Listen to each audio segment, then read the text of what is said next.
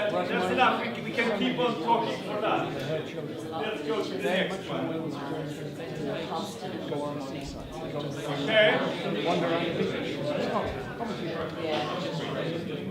Okay. Now we'll talk short about something that is really interesting. That's the zombies. Zombies it's called because it's the living dead. If we don't understand the future, we will soon be zombies in our business.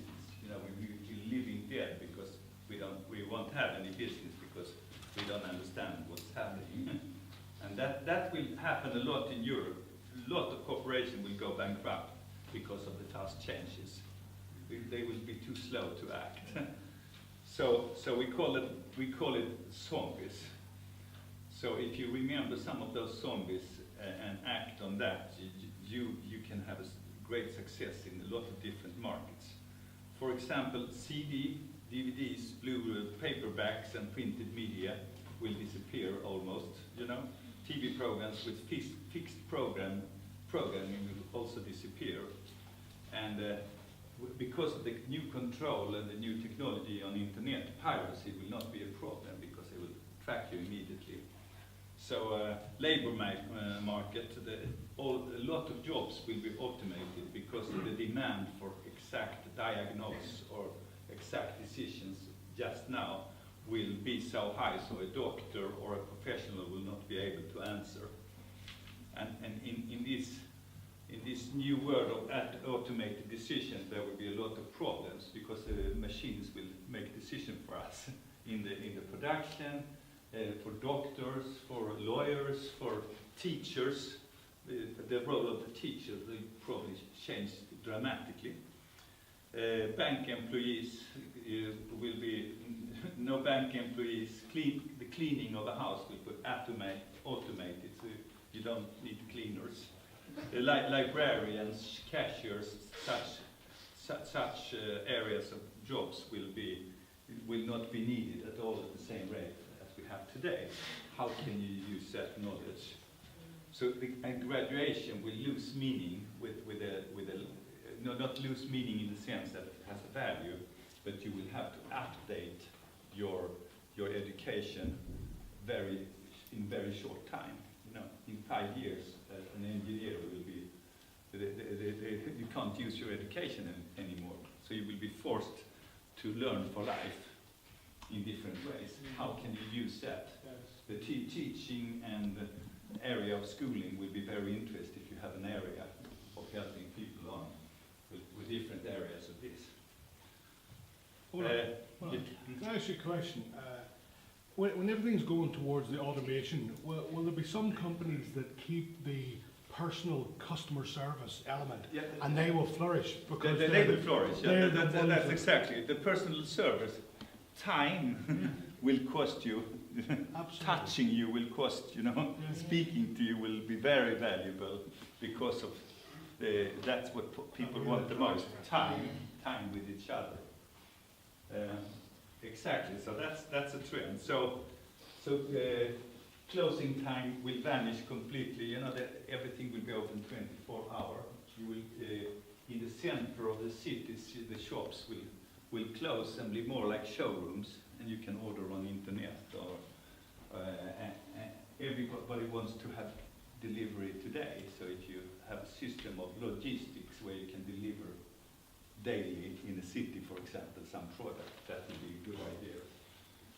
So the fashion of the year will disappear. It will be much more multifaceted. So if you're in design, you can have a great success of doing your own design or your own product or your own original type of products, where you can make good success outside of this current fashion market. Cash, it's interesting, in the report from the Institute of, the Future Institute in Copenhagen, it actually says that, for example, roaming price will disappear, but a personal digital ID, so passport and identity cards will disappear, and you will have something on you somewhere that identifies who you are. and maybe also credit cards and other means of payment. Everything will be automated and everything will be tracked. So somebody will know everything about what you do, which is kind of, how can you use this in different ways? Another trend is villages, smaller villages, you know, with the urbanization, very strong trend all over the world. Villages will die, or how can you use that for good, you know, using a village for something else, for whatever purpose, tourism, for doing alternative lifestyles, retirement age will disappear because it won't work anymore in a lot of countries. So it will be flexible. When you can afford to retire, you will do it. So no subsidies for alternative energy. The energy change of the energy in the world will change so much. So there will be no subsidies. There will be alternative, very good, alternative to energy. It will be almost impossible to hide money, which today is a big problem. You know, a lot of the money disappears from our countries. But to the system now, the system will be totally controlled, which is a little scary. Who will know about me? What you're saying, I believe, is very true. With the likes, with the online market, when you're getting quotes, it's all going to be automated. And I think with everything, you're getting the artificial touch. It's all computers. It'll be a top-up service. So if you want something, you click a button. From one company, if you're not getting it, you click to another company. Yeah, that's exactly right. That's you are in the right age for that. Yeah, exactly. So let's move on to. I will do. Let's see. I just wanted to show, because I talked to some of you about my new milling technology. This is really. I can talk about it in the lunch if you're interested. But this is a way of milling. That is my new company, worldwide company. Oh, wow. My new stock market company. So it's milling, instead of between two surfaces, you mill in the air. It's American military technology that we caught on 20 years ago, and it's now in use in my factory. This little machine, it's only 1.5 meter, 1 meter like that, processes 4,000 tons of coals in my factory in Sweden today. So it's so efficient, so if I drop my phone in my mill, in 1/10 of a second, it will be a powder that you cannot see in the air without touch of anything. And that, I didn't realize that when I started to work with, commercially with this project a year ago, but everything, most businesses on the earth are dependent on milling, like pharmaceutical, mining, food, and so on. And this technology will revolutionize a lot of the market by separating, for example, copper slug much better than before, by being able to take care of the waste from the food industry and from the agricultural industry to upgrade to a very, eatable powder instead of throwing away. So my mill stops the oxidation of the food, so you don't have to throw away the food. And more than half of the food of the world is thrown away. So is that very complicated? How it doesn't let decay happen? So you mill it and you. I tell you about it. I don't get into it. I just wanted you to know, because this is really interesting. Revolutionizing food industry, fish industry, and other industries where you have a lot of waste. If you can keep everything and eat it, that will change a lot. So we're testing it in like 20 different areas of business just now. So if you have something interesting, I will connect you to our technology. One example is we use it as when we mill polymers.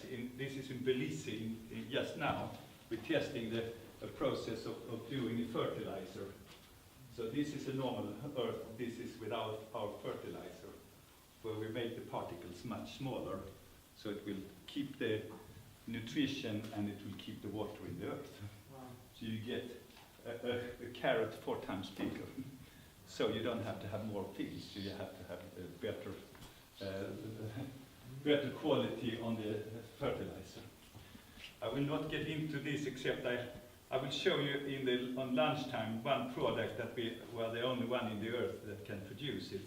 It's lunar sand, the sand for the NASA. This technology is original technology, so we can mill glass, so it's a copy of the surface of the moon. And I will show you the sand if you're interested. It behaves totally different than sand on the earth. So when they landed on the moon and were trying to stick the flag into the moon surface because they knew it was dust, it wouldn't go through because it behaved like beton or cement. It couldn't go through because it behaves, it clogs together, the sand. And our project is to produce lunar sand for a copy of the moon on the earth for NASA. So that's an exciting project. And the little bag I show you, a plastic bag, that piece of sand will cost about $3 million if it was moon sand, so it's exclusive. It's a good idea. So how much do you think I can get a kilo from NASA?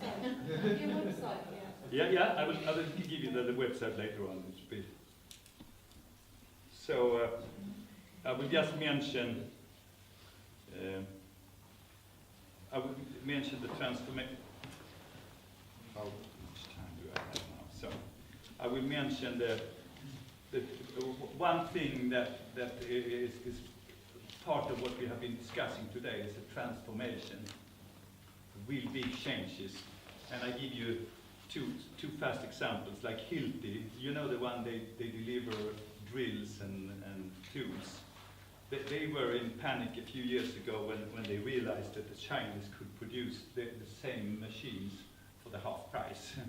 So they had to do something. So they totally changed their business model to a model where they're not selling drills, they're selling holes in the walls. So they will deliver a drill to your workplace in the morning.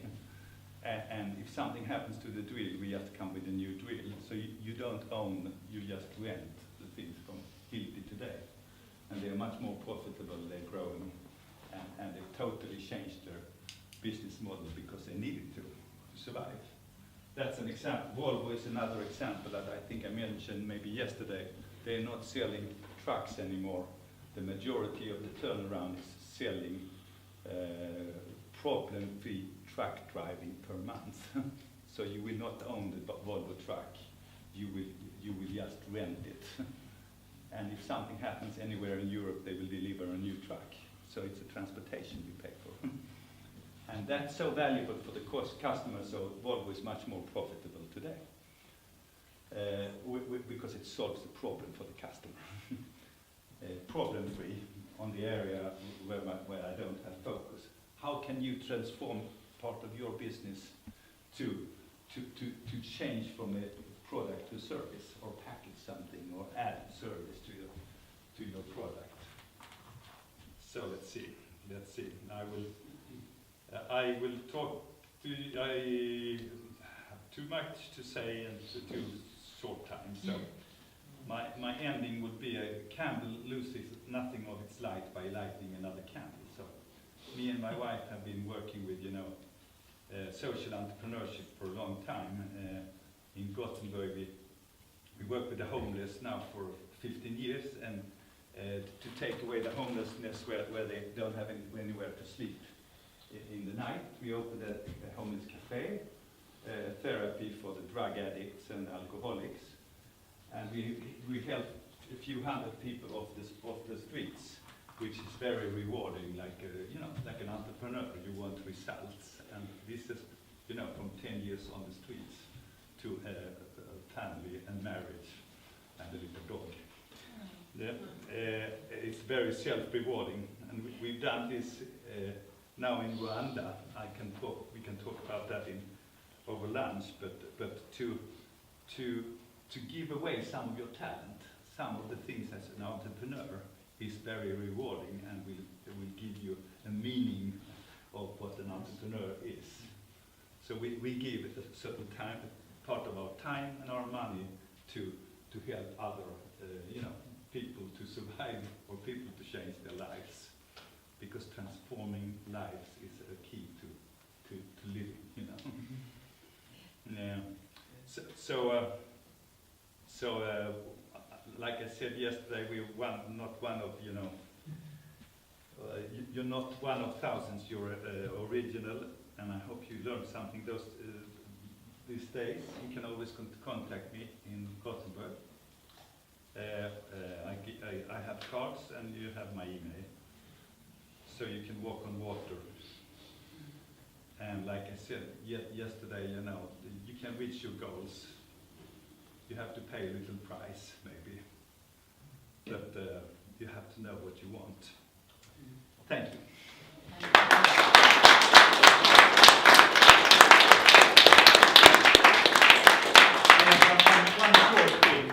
One short thing, evaluation, very short, if that's okay. Please. Overdraw 5-10 minutes, typically. I won't stop. So everybody thinks of something you learned those 2 days to share with us. Short, 1-2 sentences. Then we start in this, people can start. Say something you remember from this day. Yes, when you were talking about the ice cream boomerang effect. Okay. Trying to get a pay rise that day, but it didn't work. And for you?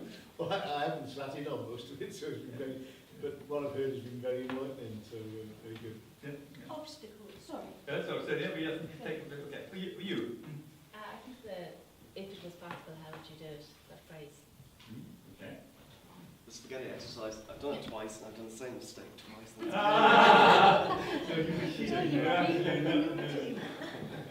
found the thinking of an entrepreneur as a whole person, not just as a business person, is quite interesting. Perfect. Yeah. The way of generating thousands of ideas. Just really find out about the emerging trends, really got me thinking about my own business and where I could potentially take it. Yeah. You can look into the Copenhagen Institute of the Future to look at a bit deeper into the trends. The boomerang stood out most for me. I think that's fantastic. Okay. It starts with me, my self-discipline, Yes. and Agreed, totally. It's important to understand, not to blame others. Yes. And I was thinking of obstacles, what's actually stopping things. Exactly. Take away those. Thank you. Again, about improving as a person, that will transform into improving business. Okay. and I think everybody said a lot of the things that I've gained from it, but prototyping. Yes. And for you, Ben, do you have any? Well, your business has to make your own logo and try and improve a bigger validation. Okay. To adapt more. The prototyping also, the innovation skills that match and key match. Obstacles for growth. Okay. Loads, actually, but the one that I really highlighted was how much and what I want to grow. That's me. The boomerang, ice cream boomerang, but also the trends bring the manufacturing. I think your personal ethos it resonated with me with your values and beliefs and how you become, you are an entrepreneur in the spirit by paying it forward, and you can be happy, make other people happy, and money will come. Thank you. I highlighted values and asking yourself the right questions, why do I value what I do? And it's really about changing your mindset as well. I love the Tiger Woods analogy in focus on your strengths and not your weaknesses. If you can't do that, make sure you don't need to do it. Get somebody else to do it, or focus on what you're good at. Going back to the spaghetti thing, you didn't actually say who won, and I think we did. I think coming. I'm keeping you. I thought the language of love, the fact that different people communicate in entirely different ways, and you have to understand that in order to be able to communicate with them. I can be the biggest obstacle. I have to change. Yes. Your metaphor of had to build a better foundation to create a bigger carrot. Yeah, very good. And for your cameraman? Yeah, I think the one about realising that mistakes come from yourself, or you can't blame other people for what happens with them. Very powerful. And for me, it was I know it's impossible, but if it was possible, how would we do it? In other words, removing obstacles and being solution orientated, absolutely key to success. I will send some of the home pages and places where you can go to find new business ideas. You know, there are some places where you just can search on your own idea and get a few hundred new ideas on your subject, which is a good place to be. You know, you search what others are doing similar to you around the world. I will give some sources, some books and so on when I come home, send them to Peter, right? Okay. Yeah. So, thank you. Now we have this, the prize giving. Who will help? Okay. Okay. Please. Sixth prize. Where are the wobblers? Who are the wobblers? Okay, so I have a prize. Mindless, habitual behavior is the enemy of innovation. Yeah. So don't do it again.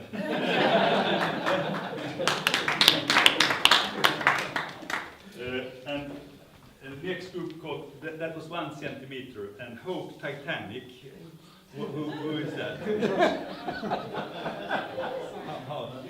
Who is that? How many? Are you 3 or 4? 4, I think. So this very precious souvenir. Thank you.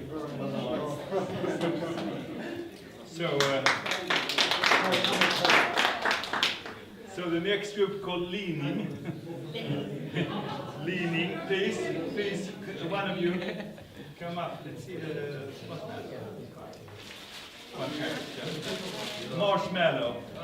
Please, congratulations. 24 centimeters. Rat catchers. 24 centimeters. Are you sure? We were 62. Sorry. 62 centimeters. That's the winner. No, sorry. I'm too fast. The green dragon is 49 centimeters. Please, come on. Marshmallow. Please. Congratulations. Girls on top. 51 centimeters, please.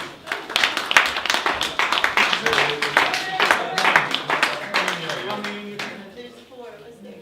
4? So, and the winner is, can all of the team come up? Rat catchers, can we give them a...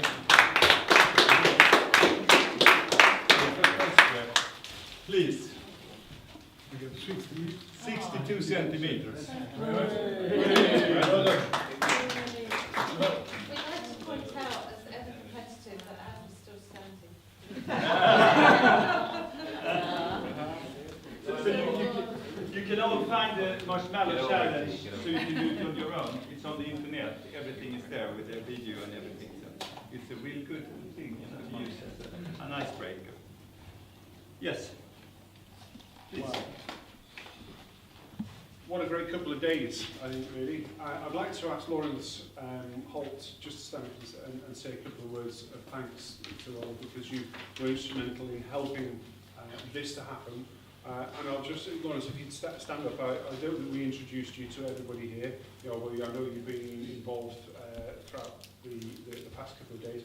Lawrence is the chair of the Inspire steering board, and it's been really refreshing to have Lawrence on board because he's come from a different background and a varied background and an experienced background as well. And it's added a really good dimension to the thinking that the board has put into trying to deliver a meaningful, positive project. And you know, we hope that you've been real beneficiaries of that.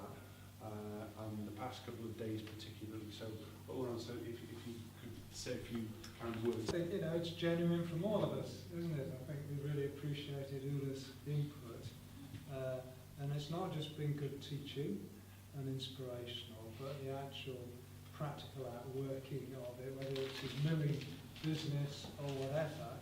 I think he's widened our thinking, to put it mildly. But most importantly, challenged us personally, because we're the ones who've got to deliver the idea at the end of the day, and that's the key. So I just really like put down a marker for us in this programme, and hopefully we're going to carry on and do more similar work, both in Ireland and in Wales. So I feel this is like a milestone, really, something we can build on. So I just honour you for that, and giving you time. I know your son's getting married this weekend, so thank you. Thank you. And I just thank you for the very personal touch in what you've shared, the issues of love and so on. Absolutely fundamental to human relations. So thank you for being as open to creative ways of looking at the issue. Thank you. Thank you very much. Thank you all. Thank you. I think one of the things that emerged for me that relationships are really key, and relationships are not a place that we arrive at with people. They're just an ongoing journey, and we really do have to nurture them in business. And that was, you know, if I can pull out another pearl of wisdom, I know what that was. It's one of our sun blinds falling down that have just been put back up. You know, the wind's back, it's blown away. But it's been a great couple of days. I really hope that everybody's gained immensely from being here, and the social aspect has been great as well. And the nice thing about it is we've still got a little bit more time for some socialising. Lunch, I don't know what time lunch is booked for, Peter. 12:30. So we've sort of got 20 minutes to. Sorry? Yes, in fact we have. Sorry, my fault. By not having my piece of paper handy, I made an assumption that we'd reached in, and I do apologise for that. Can I introduce Martin and Alex? Martin wasn't able to be here yesterday. They're assisting in the production of the legacy that we hope to leave after the project itself is finished, and that legacy is in the best practice guide. And what Martin is hoping to do is to get some feedback on what you guys think should be part of a best practice guide that we can leave as a legacy. If we're really lucky, we might get some additional funding to take the project forward for a further 6 months. And you know, we're on the prayer mat for that. The work is being put in place. The application will go in, and if we get a further 6 months of funding, it will give us the opportunity to try out our Inspire Journey Best Practice Guide in anger, so to speak. So your thoughts and feedback to that will be useful. So Martin's going to give us a little few words, and then the floor is yours, really, I think. I'm not quite sure what you've planned. Right. What I've planned is basically when Alex and I are putting together the good practice guide, which is based on all the information you've received during the Inspire process. So just to remind you, these are the different sessions that some of you been to. Some of you may have been to all of them. These are the different headings of the things that you went to. The good practice guide is going to have chapters on all of those things based on the presentations which you've received. Now, but we also want to get from you as much, pick your brains, if you like, about what you thought of it, how you think it worked, how it didn't work.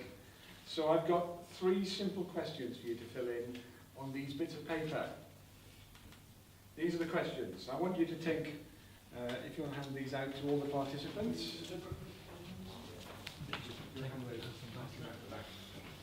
If you could spend 2 minutes now writing down what it is that you've gained from this, one thing that you were looking for from Inspire beforehand, before you started, why you started on the project as a whole.